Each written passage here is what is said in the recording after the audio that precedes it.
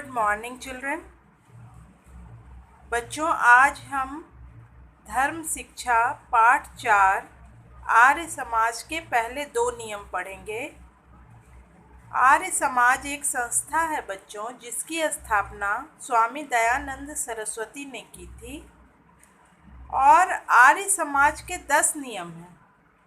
हर जगह जहाँ भी हम लोग जाते हैं, किसी भी संस्था के कुछ नियम होते हैं और जो भी उस संस्था का सदस्य होता है उसको वो नियम मानने पड़ते हैं। उसी प्रकार आर्य समाज के 10 नियम हैं। इनमें से 2 नियम ईश्वर के बारे में है। ईश्वर के बारे में तो तुम जान ही चुके हो, पहले 2 पाठ में हम ईश्वर के बारे में पढ़ चुके हैं। अगर तुमने वो वीडियो मिस कर दिए हैं तो तुम ईश्वर और ईश्वर महिमा का वीडियो देख सकते हो। इसके लिए तुम्हें मेरे चैनल को सब्सक्राइब करना होगा। और इन 2 नियमों में ईश्वर की महिमा और स्वरूप का पूर्ण रूप से वर्णन है। पूरे तरह से इसमें ईश्वर के बारे में बताया गया है। तो चलो बच्चों, हम लोग पहले 2 नियम के बारे में पढ़ते हैं। पहला नियम है सब सत्य विद्या, और जो पदार्थ विद्या से जाने जाते हैं उन सब का आदि मूल परमेश्वर है।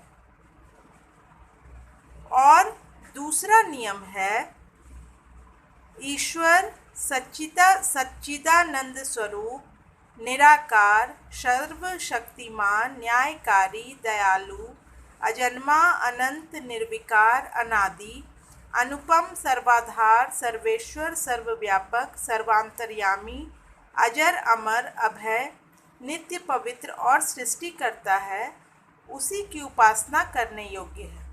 चलो बच्चों, ये नियम हम लोग एक बार फिर से दोहरा लेते हैं। प्रथम नियम है, यानी कि पहला नियम है सब सत्य विद्या। स्पेलिंग पे बच्चों ध्यान जरूर देना, क्योंकि इसमें स्पेलिंग का बहुत ही ज़्यादा महत्व होता है। सब सत्य विद्या, और जो पदार्थ विद्या से जाने जाते हैं उन सब का आदि मूल परमेश्वर है।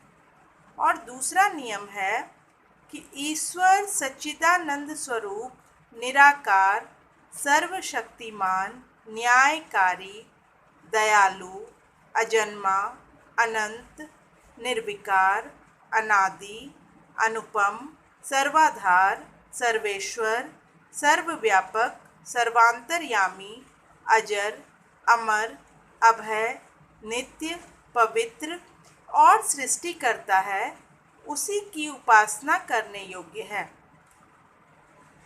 इन नियमों से पता चलता है बच्चों कि आर्य समाज के जो भी लोग होते हैं वो ईश्वर को मानने वाले लोग होते हैं। यानी कि आर्य समाज ईश्वर को मानने वालों का समाज है, ये तुम कह सकते हो। आर्य समाज की मान्यता है कि ईश्वर सच्चे ज्ञान का स्रोत है। सृष्टि के आदि में, आदि का मतलब होता है शुरुआत, बिगनिंग। तो आर्य समाज की मान्यता है कि ईश्वर सच्चे ज्ञान का स्रोत है, यानी कि वहीं पर से सच्चा ज्ञान निकलता है, ईश्वर से ही। सृष्टि के आदि में उसने हमें वेद के रूप में सच्चा ज्ञान दिया है। और वो सच्चा ज्ञान देने के लिए ईश्वर ने किस चीज़ की रचना की है? वेद की रचना की है, जो कि 4 होते हैं। आगे चलकर तुम उसके बारे में पढ़ोगे। आर्य समाज ईश्वर को निराकार मानता है, जैसा कि तुम ऊपर में नियम में पढ़ चुके हो। निराकार का मतलब होता है जिसका कोई आकार ना हो। ईश्वर का स्वरूप सत्य है, चित्त है और आनंद है। यानी कि ईश्वर का स्वरूप जो है सत्य है और उससे हमें आनंद मिलती है। उसकी कोई शक्ल, कोई आकार नहीं है। सत्य, रज और तम, ये तीनों गुण प्रकृति के हैं। और प्रकृति में 3 गुण होते हैं बच्चों, सत्य, रज और तम। यानी कि देवता के गुण, मनुष्य के गुण और राक्षसों के गुण। ईश्वर इन तीनों गुणों से ऊपर है। गुणातीत है। गुणातीत मतलब तीनों गुणों से ऊपर है। उसमें सभी प्रकार की शक्तियां हैं और वह न्यायकारी और दयालु है। वह ना कभी पैदा हुआ है और ना कभी समाप्त होगा। मतलब ईश्वर का ना कभी जन्म होता है ना वो मरते हैं। तुमने ऊपर पढ़ा नियम में कि वो अजन्मा और अनंत है और उनका कभी भी जो है अंत नहीं हो सकता है। उसमें किसी प्रकार का विकार या परिवर्तन नहीं होता है। वो निर्विकार होते हैं। वह सदा से ऐसा ही है। वह सबको सहारा देने वाला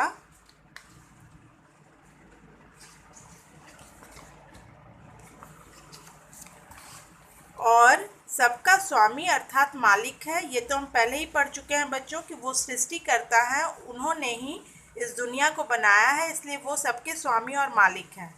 वह सब जगह मौजूद है, सबके दिलों में रहता है। वह ना कभी बूढ़ा होता है और ना मरता है। जो कभी बूढ़ा नहीं होता है उसको हम लोग क्या कहते हैं? अजर।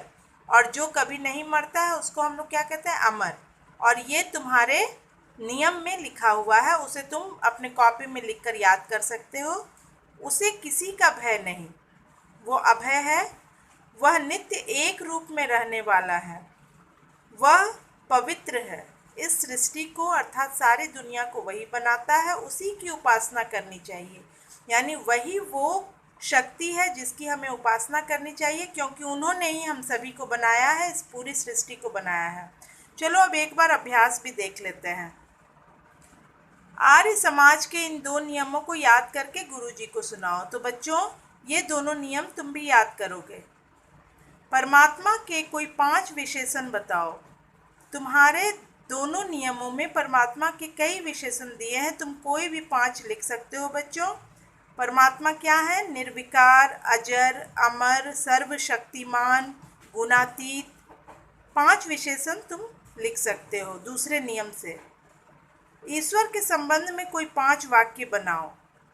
5 वाक्य तुम्हें यहाँ पर ही मिल जाएगा। ईश्वर सबका स्वामी अर्थात मालिक है। वह सब जगह मौजूद है, सबके दिलों में रहता है। वह ना कभी बूढ़ा होता है ना मरता है। उसे किसी का भय नहीं। वह नित्य एक रूप में रहने वाला है। वह पवित्र है। इस सृष्टि को अर्थात सारी दुनिया को वही बनाता है, उसी की उपासना करनी चाहिए। चलो चौथे प्रश्न पे आते हैं। निम्नलिखित शब्दों में से किन्हीं 5 के अर्थ लिखो। मैं तुम्हें सभी का अर्थ बता देती हूँ, तुम किन्हीं 5 का अर्थ लिख सकते हो, लेकिन अगर सब लिखकर तुम याद कर लोगे तो तुम्हारे लिए बहुत ही अच्छा हो जाएगा। आदि मूल मतलब आधार, जहाँ पर से कोई चीज़ निकलता है। निराकार, जिसका कोई आकार ना हो। सर्वशक्तिमान, जो सबसे ज़्यादा शक्तिशाली हो। अजन्मा, जो जन्म ना ले। अनंत, जिसका अंत ना हो। निर्विकार, जिसमें कोई दोष ना हो, कोई विकार ना हो।